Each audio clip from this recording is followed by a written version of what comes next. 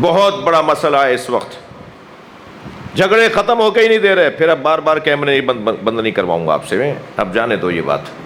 اب جھگڑے بند ہو کے ہی نہیں دے رہے. اختلافات پہ اختلافات, گروپنگ پہ گروپنگ.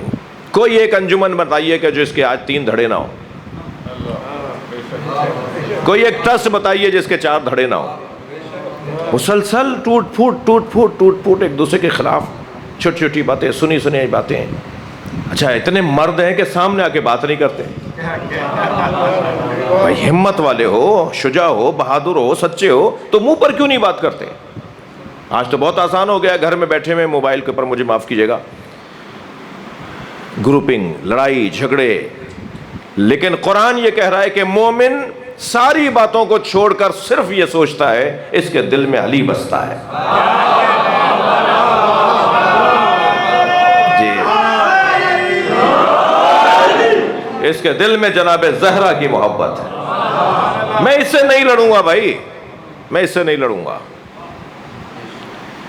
بعض اوقات ممکن ہے کوئی سوچے کہ صاحب مولانا یہ باتیں ہیں, اور پھر باتوں کی اگر مثال دیں تو پھر یہ خوف ہوتا ہے کہ یہ اپنی باتیں کر رہے ہیں.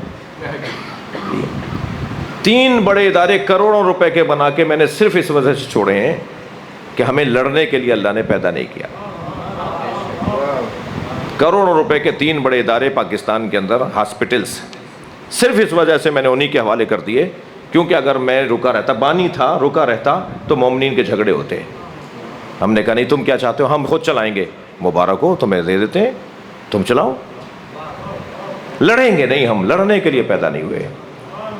یہ میرے عزیز تشریف فرمائے, میرے خاندان کے لوگ تشریف فرمائے. ہمارے والد فقیر آدمی تھے. بچپن میں ایک دفعہ میری ایک بچے سے کوئی تکرار ہوئی تو مجھے بیٹھ کے انہوں نے 1 گھنٹے سمجھایا, بیٹا ہم لڑنے کو پیدا نہیں ہوئے.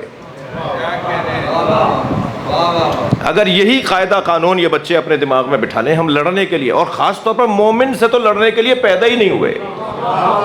مومن سے ہمیں لڑنا ہی نہیں ہے. صلوات پڑھیں محمد و آل محمد.